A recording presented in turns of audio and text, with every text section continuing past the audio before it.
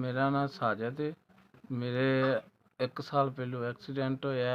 मेरे 3 छोटे छोटे बच्चे ने। मैं बड़ा मतलब कि माड़ा और गरीब बंदा वा। मेरे भैन भारां ने बहुत मतलब कि मुहब्बत विखाई है मेरे नाल ते मेरे ते खर्चा कीता। मेरी गोडे तो ते दूसरी लत्त दी सेंटर दे विचों भी और अगे भी जेह्ड़ा मतलब कि 3 थावां तो लत्त टुट गई। ते मैं मजदूरी करदा हाँ।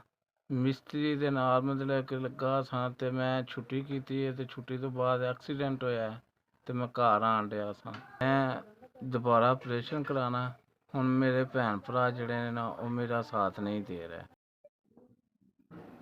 हाँ जी ठीक भाई, अल्लाह तुहानूं खुशियां जिंदे वास्ते रवो। तुसीं मैनूं 6000 रुपया जेह्ड़ा ना घल्लेआ।